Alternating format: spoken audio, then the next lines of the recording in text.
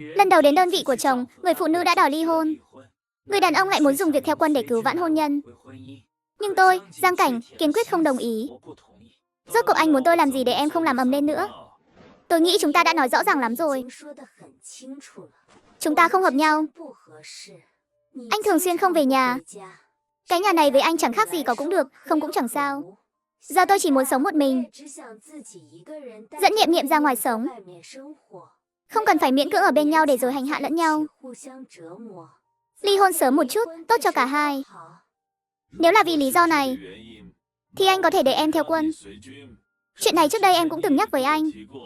Nhưng trước kia anh thường đi làm nhiệm vụ bên ngoài, hiếm khi ở trong quân đội, nên anh không đồng ý.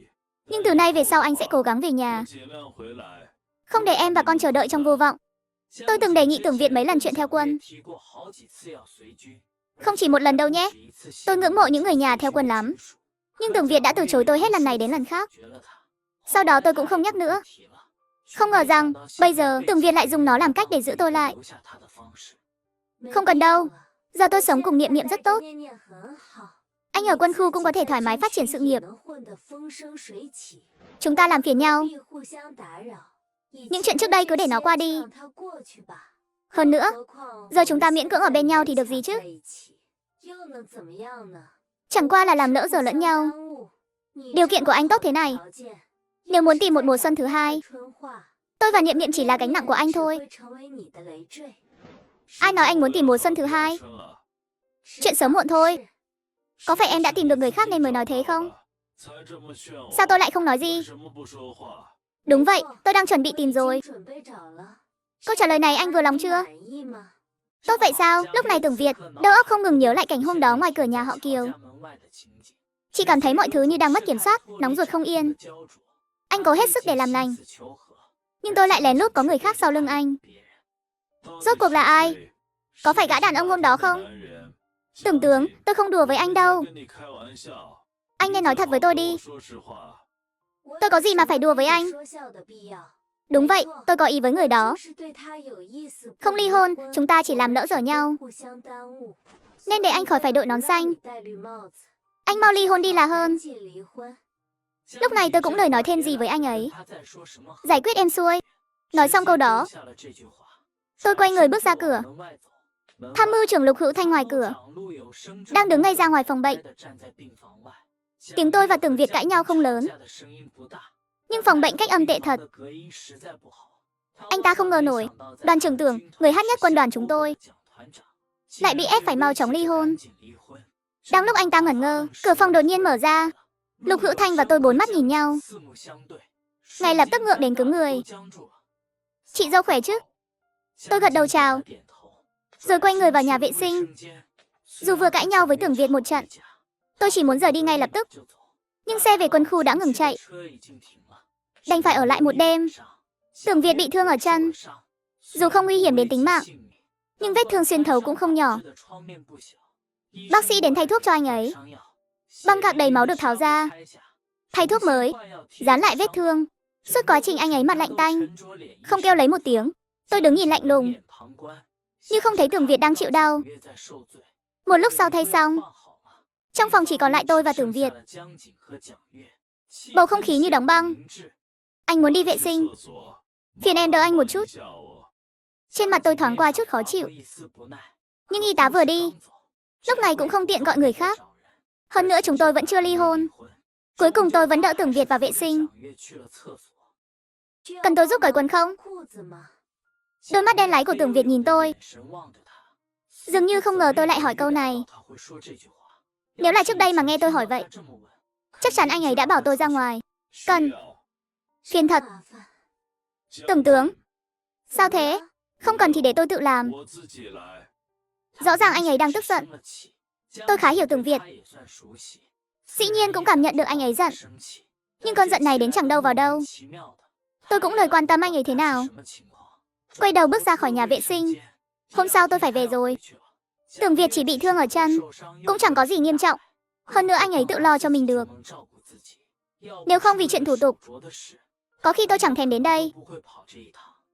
Chuyện ly hôn anh mau nghĩ cho rõ đi. Chúng ta kéo dài lâu lắm rồi. Không cần phải dây dưa thêm nữa. Được, anh đồng ý ly hôn. Vậy mau làm báo cáo xin ly hôn. Chúng ta đi đăng ký ly hôn. Thêm nữa, chúc anh mau khỏe lại. Tôi bỗng thấy nhẹ nhõm nạ. Cuộc giằng co tình cảm bao ngày qua cuối cùng cũng chấm dứt. Điều tôi luôn muốn làm nhất kể từ khi trọng sinh. Lúc này cuối cùng cũng có kết quả. Tưởng Việt nhìn thần sắc của tôi, lòng nặng trĩu. Đợi tôi vừa đi, chẳng mấy chốc Lục Hữu Thanh chạy vào. Đoàn trưởng, anh thật sự ly hôn sao? Tôi thấy chị dâu nói gì mà. Anh bị đội nón xanh các kiểu. Hình như là nói dối thôi. Anh có muốn cân nhắc lại không? Tưởng Việt cũng biết câu nón xanh hôm qua. Có thể chỉ là lời nói dối thuận miệng của tôi. Nhưng Lục Hữu Thanh thấy thái độ của Tưởng Việt, biết có lẽ không cứu vãn nổi. Nhưng giờ anh ấy đang ở giai đoạn quan trọng. Nếu đột nhiên ly hôn, em lại ảnh hưởng đến sự thăng tiến. Trong quân đội dựa vào thực lực để nói chuyện. Mấy thứ khác đều là phụ thôi. Mặc họ nói sao thì nói. Thật sự không thể không ly sao? Phải ly. Sau khi từ bệnh viện quân khu về, tôi về thẳng nhà. Tối qua ngủ trên giường kèm ở bệnh viện. Ít nhiều không ngon giấc. Giờ định về nghỉ ngơi một chút. Mở cửa bước vào, thấy Kiều Vũ Hiên đang gọi điện. Cậu nghe xem mình nói gì này. Cậu là học sinh, chỉ vì một cuộc thi võ. Giờ định bỏ học luôn sao? Cậu còn chút đầu óc nào không? Tôi chỉ xin nghỉ phép thôi. Chủ nhà rất coi trọng tôi. Bảo tôi có thiên phú học võ rất cao. Rất có thể đoạt giải nhất trong cuộc thi lần này. Họ dốc sức bồi dưỡng tôi. Tôi đâu thể bỏ giữa chừng được. Cậu nói với cha mẹ giúp tôi. Bảo họ đừng giận. Tôi chỉ ở đây tạm thời thôi. Sẽ sớm về nhà ngay. Tôi thấy cậu nhận luôn mấy người dưới đó làm cha mẹ luôn đi. Còn cần cha mẹ này nữa không? Chuyện gì cũng tự quyết. Khuyên thế nào cũng không nghe. Nếu vì cuộc thi võ này cậu không tốt nghiệp đại học được, xem lúc đó cậu ăn nói thế nào. Sắc mặt Kiều Vũ Hiên cực kỳ khó coi. Chẳng quan tâm Kiều Giai Di bên kia giải thích ra sao. Cách một tiếng, cúp máy luôn. Thấy tôi bước vào, Kiều Vũ Hiên vẫn chưa nguôi giận. Mặt anh ấy âm trầm. Tôi vừa mới ép chồng đồng ý ly hôn xong. Ngay sau đó đã nảy ra ý định thi lại đại học. Nhưng khi làm thủ tục nhập học cho Niệm Niệm, lại bị phòng tuyển sinh cố tình gây khó dễ. Cậu nói xem, nó cùng tuổi với cậu. Sao số phận lại khác nhau thế này? Nhà người ta vất vả lắm mới thi đỗ đại học. Chỉ mong cả ngày được ở trong thư viện, để một tương lai tốt đẹp. Còn nó thì hay rồi, cả ngày loay hoay với cái giải đấu võ gì đó. Hoàn toàn quên chuyện chính đáng. Tôi lặng lẽ lắng nghe, không tiếp lời anh ấy. Kiều Giai Di là một học sinh giỏi, đã thi đỗ đại học ở Kinh Thành. Trước đây nghe được, tôi còn hơi ngưỡng mộ. Sao không nói gì? Đang nghĩ gì vậy? Không sao, lần này tôi đi đòi ly hôn với Tưởng Việt rồi. Tưởng Việt cũng đồng ý. Làm tốt lắm, tôi ủng hộ. Hôn nhân không tốt thì nên giải tán sớm. Sau này tôi sẽ giúp em tìm một người em rể tốt hơn. Anh còn chưa có bạn gái nữa là... Mà đòi tìm cho tôi. Thì sao nào? Đừng thấy anh em độc thân mà xem thường. Người thích anh quanh đây nhiều lắm đấy. Đó là do tôi cẩn thận, nên không muốn tìm bừa. Tục ngữ có câu lập nghiệp trước, thành ra sau, anh là quân nhân mà. Phải đặt việc báo quốc lên hàng đầu. Dù tôi không học hành nhiều, nhưng người ta chẳng phải nói thành ra trước, lập nghiệp sau sao? Sao anh lại cố tình nói ngược vậy? Cách anh nói mới đúng. Trong lúc nói chuyện, bầu không khí giữa hai người nhẹ nhàng hẳn. Kiều Vũ Hiên lúc này mới âm thầm thở phào. Anh ấy mặt lạnh mà lòng ấm, miệng thì hơi vụng về. Bình thường đâu chịu nói mấy lời này. Chẳng phải vì nghe tôi nói chuyện ly hôn, sợ tôi buồn lòng, nên cố tình dùng mấy câu linh tinh này để đánh lạc hướng sao. Ngày thứ hai sau khi về, tôi lại bắt đầu ngày làm việc sáng đi làm, chiều tập luyện như thường lệ. Nhưng kể từ hôm nghe Kiều Vũ Hiên nhắc chuyện đại học, tôi đã để ý định thi lại đại học trong lòng. Tốt quá, cuối tuần tôi như mọi khi dẫn Niệm Niệm đi mua sách, cũng mua cho mình vài cuốn sách ôn thi đại học. Tuyệt vời. Sau này Niệm Niệm có thể cùng mẹ đọc sách rồi. Vì Niệm Niệm giờ giỏi lắm, đọc hiểu được nhiều thứ luôn. Mẹ cũng không thể để Niệm Niệm vượt mặt. Phải cùng nhau tiến bộ. Lúc về đến nhà, tôi xách theo 2 túi xách dày cộp. Cái gì đây? Sao nặng như gạch thế? Mua ít tài liệu, dùng để ôn thi đại học. Tiểu Cảnh, con định thi đại học thật à? Đúng vậy, con muốn tham gia kỳ thi. Rất lâu rồi con đã nghĩ đến chuyện này. Khi có cơ hội, nhất định phải lấy lại bằng đại học. Ít nhất không để mình thành kẻ mù chứ. Giờ công việc của con đã ổn định, cũng có thu nhập, nên muốn thử một lần. Tuyệt quá, trước đây mẹ còn nghĩ con bỏ học từ cấp 2 thật đáng tiếc. Nếu hồi đó không bị sai mà ở lại nhà mình, giờ chắc chắn cũng là một sinh viên đại học. Chứ không phải như bây giờ, bôn ba vất vả khắp nơi. Mẹ thấy xót trong lòng. Nhưng giờ nghe con nói vậy, mẹ lại thấy vui lắm. Nhưng kỳ nghỉ của tôi sắp hết rồi. Chỉ có thể trong lúc nghỉ thôi. Ngày mai tôi dẫn em và Niệm Niệm đi mua thêm đồ. Mấy quyển sách này thôi, không có vở với bút. Thế sao được? Ngày mai tôi và Cảnh Nhi phải đưa Niệm Niệm đi học. Không đi được, may mà tôi có sẵn bút và vở đây. Tạm thời chưa cần mua vội. Rảnh rỗi hôm nào đi sau cũng được. Niệm Niệm mới 4 tuổi thôi mà. Chưa đầy 5 tuổi đã vào tiểu học rồi sao? Tôi cũng không biết giải thích thế nào. Chỉ cảm thấy Niệm Niệm khá thông minh. Ban đầu tôi định cho con bé vào mẫu giáo trước. Nhưng nghĩ lại, thử cho vào tiểu học xem sao. Tôi còn tưởng là ai? Đây chẳng phải đồng chí Trần Tú Liên sao? Khách quý hiếm gặp ghê. Trước đây còn che trường chúng tôi. Thi hẳn chứng chỉ để thăng chức đi nơi khác. Giờ sao lại dẫn con về đây? Sắc mặt Trần Tú Liên tối sầm lại. Kiều Vũ Hiên ở bên cạnh thì thầm với tôi. Bà này là kẻ thù không đội trời chung của mẹ, tên là Hứa Xuân Mai. Hồi mẹ còn làm ở trường này. Vừa mới cưới cha không lâu. Bà này không biết sao lại để ý cha. Công khai lẫn ngấm ngầm ve vãn mấy lần, đào góc tường, khiến mẹ Du hiền lành cũng phát cáu. Nhìn bà ta mà mũi không ra mũi, mắt chẳng ra mắt. Mắt không ra mắt. Sau đó cha cũng nhận ra chuyện này. Bảo mẹ thi chứng chỉ giáo viên cấp cao, rồi chuyển thẳng sang trường trung học bây giờ. Tôi nghe xong tò mò nhìn sang. Thấy tình hình càng thêm rắc rối. Bà này hình như chuyên phụ trách tuyển sinh. Đồng chí Trần Tú Liên. Dù trước đây cô cũng là giáo viên trường chúng tôi, nhưng giờ khác xưa rồi. Nói vậy nhé, tuổi chưa đủ thì không nhận là không nhận. Không thể vì cô mà phá lệ được. Hứa Xuân Mai, tôi khuyên cô đừng cầm lông gà làm nệnh tiễn. Nếu cô già cả lú lẫn, chỉ nhớ suy giảm, thì tôi đặc biệt nhắc cô một chút. Trường này có kênh tuyển sinh đặc biệt. Chúng tôi đến để đi theo kênh tuyển sinh đặc biệt. Cô muốn đi cửa sau? Trần Tú Liên à Trần Tú Liên? Tôi còn tưởng cô thanh cao lắm. Trước đây chẳng phải khinh thường mấy kiểu này sao? Sao giờ vì cháu gái nhập học lại muốn nhét tiền cho phòng giáo vụ? Chúng tôi muốn thi để nhập học. Cứ con gái cô mà thi nhập học, không biết tự lượng sức. Có tự lượng sức hay không thì xong lát nữa sẽ rõ thôi. Không cần cô giờ phút này đánh chống lùi. Được thôi, đã muốn mất mặt thì tôi cũng không cản. Theo tôi nào. Hứa Xuân Mai cười khẩy vài tiếng, dẫn tôi và mọi người vào lớp học. Đưa giấy và bút cho Niệm Niệm. Làm đi, nếu đạt là được ở lại. Không được cũng đừng miễn cưỡng. Wikitisit. Hầu hết còn chẳng cầm nổi bút. Nhưng Niệm Niệm cầm bút lại rất thành thạo. Chỉ 15 phút sau, một tờ đề thi đã làm xong. Niệm Niệm thấy thế nào? Có căng thẳng không? Mẹ ơi, hình như con làm đúng hết. Trần Tú Liên và Kiều Vũ Hiên mừng rơn.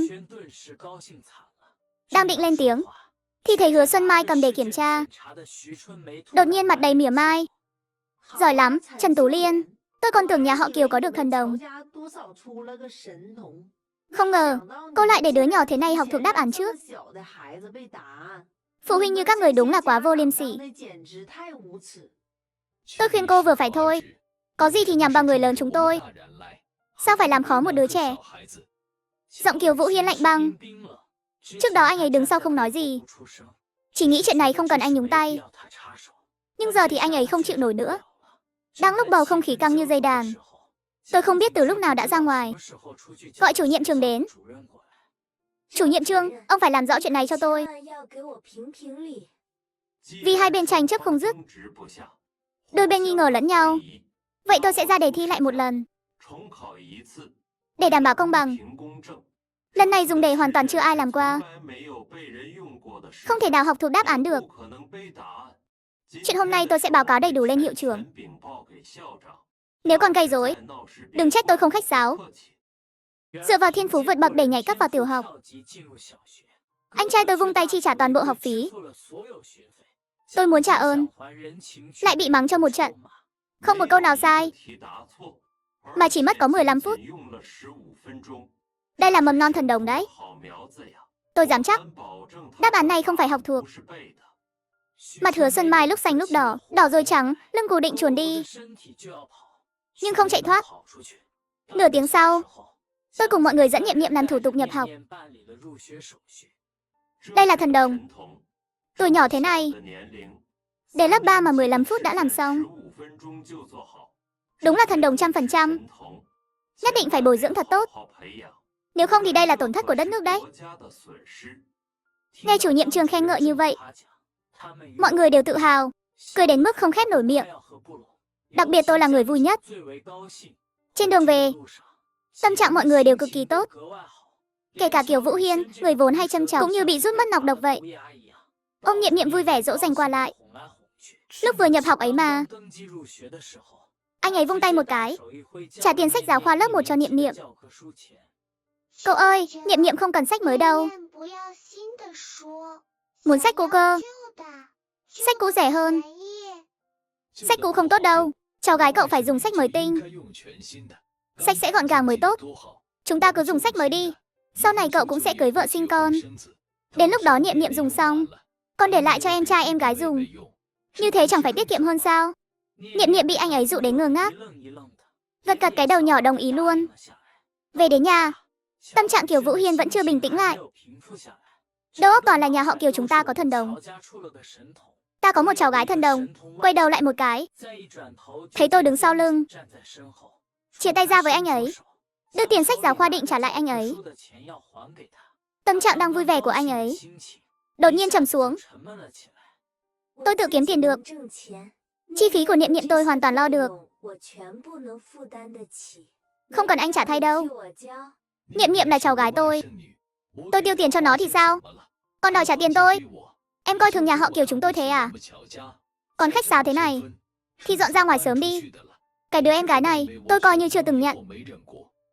Kiều Vũ Hiên tức tối tuôn một tràng, quay đầu bước thẳng ra ngoài. Tôi bị anh ấy mắng đến ngẩn người tại chỗ, lòng dậy sóng không yên. Tôi đứng im đó, chỉ cảm thấy mình như vừa làm tổn thương Kiều Vũ Hiên, nhưng lại không biết phải làm sao cho đúng. Tôi quay về phòng ngủ, im lặng rất lâu, cũng chẳng biết thời gian trôi qua bao lâu. Đột nhiên cửa bật vang, Kiều Vũ Hiên đẩy cửa bước thẳng vào. Anh ấy vừa ra ngoài trung tâm thương mại mua đồ, lúc này xách theo mấy bộ quần áo, vào phòng là ném ngay lên giường tôi. Anh chưa cưới vợ, càng chưa có con, nuôi một đứa cháu gái thì có gì mà không được. Tiền của em thì tự giữ lấy, đừng lấy ra làm anh khó chịu. Nói xong anh ấy mặt đen xì bỏ đi. Toàn bộ chỉ diễn ra chưa tới vài chục giây. Như thế anh ấy dùng cả đống quần áo mới để đập tôi tỉnh ra vậy. Chẳng thèm liếc tôi lấy một cái, thậm chí không kịp để tôi nói gì. Nhưng tôi như bị đống quần áo này đánh thức. Vừa nãy còn hoang mang không biết làm sao, giờ lòng lại như tìm được hướng đi. Tôi đến lúc đi ngủ, tôi cố ý mở trung tâm mua sắm, dùng hết điểm tích lũy mấy ngày nay, đổi lấy một viên thần dược. Viên thuốc nhỏ xíu bằng ngón tay út, được đựng trong một lọ nhỏ tí. Nhìn chẳng có gì nổi bật. Tôi đem nó đưa cho Kiều Vũ Hiên. Lại định trả ơn gì đây? Tặng anh cái này. Không phải trả ơn đâu, chỉ là quan tâm thôi. Thứ rác rưởi gì mà cũng đem tặng người ta. Anh ấy cầm lọ thuốc, như thể rất ghét bỏ. Nhưng trời biết anh ấy lúc này vui đến đâu. Em không phải thấy anh giận nên tùy tiện mua đại thứ gì ngoài sạp để xoa dịu anh chứ. Đúng là mua ở sạp thật, nhưng bên trong là một viên thần dược. Ông lão bán thần dược nói với em, Trên đời này chỉ có duy nhất một viên. Lúc bị thương nặng có thể cứu mạng. Nếu anh không muốn thì... Giờ trả lại em đây. Đồ đã tặng người ta. Làm gì có chuyện đòi lại dù là đồ ở sạp. Giờ cũng là của anh rồi. Anh ấy chẳng tin đồ sạp có gì hay. Càng không tin trên đời có thứ gì gọi là thần dược. Nhưng đây là thứ tôi tự tay tặng. Làm sao anh ấy nỡ để em lấy lại được. Đợi Kiều Vũ Hiên đi rồi, tôi kiểm tra lại điểm tích lũy. Trên đó đã về số 0. Nhưng tôi chẳng thấy tiếc chút nào. Vài ngày sau khi anh ấy rời đi, Niệm Niệm chính thức khai giảng. Niệm Niệm ngoan lắm. Sau này phải ngoan ngoãn nghe lời cô giáo nhé. Đến giờ tan học mẹ sẽ đến đón con. Nên con đừng sợ, biết chưa? Con biết rồi, mẹ đừng lo. Con biết mà, mẹ cứ yên tâm đi. Niệm Niệm tuyệt đối không làm mẹ phiền lòng đâu. Tôi khẽ nhíu mày. Lời muốn nói còn chưa kịp thốt ra, Niệm Niệm đã bước vào trường. Nhưng lúc quay đầu lại, tôi thoáng thấy một người phụ nữ quen mặt, dắt tay một đứa trẻ đi tới. Hóa ra là Lý Phượng Đình, con gái út của Lý Tố Cầm. Tôi nghĩ trong lớp của Niệm Niệm không có ai tên Tiền Tiểu Long, nên cũng chẳng để tâm. Quay người rời trường, đi đến lò mổ. Những ngày này, tôi giết heo càng ngày càng hăng say. Điểm tích lũy trong tay từ không lại tăng lên lần nữa. Tiểu Cảnh, nghỉ một chút đi nào. Sáng nay cậu giết tới 7 con rồi đúng không? Xưởng mình thì cậu là số 1 luôn. Đây là con thứ 8. Lúc nãy đi đăng ký heo, bị chậm mất một chút. Tiếc là không kịp giết con thứ 9. Cũng đâu phải tay làm bằng sắt. Cũng là người bằng xương bằng thịt như tụi tôi. Sao cậu lại như làm bằng thép thế nhỉ? Sức mạnh lớn mà sức bền cũng tốt ghê. Ai cũng là người bằng xương bằng thịt thôi. Làm sao không thấy mệt được chứ? Tôi đây chẳng phải vì thiếu tiền, bị ép đến gấp sao. Giết thêm một con là thêm chút học phí cho Niệm Niệm nhà tôi. Có khó khăn thì tìm tôi nhé. Tôi giúp được chút nào hay chút ấy. Tôi từ chối sự giúp đỡ của Trương Tiểu Bác. Trương Tiểu Bác trong lòng thấy không thoải mái. Làm xong ca sáng, chiều tôi lại tiếp tục đến vo quán tập luyện. Mấy ngày nay cậu đi đâu vậy? Sao không đến tập? Đi ly hôn rồi. Là với người đàn ông lần trước đến tìm cậu ấy. Sao hai người lại ly hôn? Hết yêu thì ly thôi. Chẳng lẽ còn cố sống tiếp sao? Ly hôn rồi một mình cậu nuôi con thế nào? Huống chi một người phụ nữ độc thân vốn đã khó khăn. Tôi có khả năng kiếm tiền, không cần dựa vào đàn ông. Trương Tâm Hà nhìn tôi, ánh mắt sâu thẳm khó tả, lòng không biết đang nghĩ gì. Những gì anh ấy nghĩ trong lòng, tôi hoàn toàn không biết. Quay người tiếp tục tập luyện. Những ngày qua, tôi đã nắm vững bộ quyền pháp này. Mọi chiêu thức đều thuộc nằm lòng. Dù đánh xuôi hay đánh ngược, đều không chút sơ hở. Nền tảng này xem như đã vững vàng. Sau này cũng cần củng cố thêm. Giờ bắt đầu luyện tập thực chiến với các chiêu thức.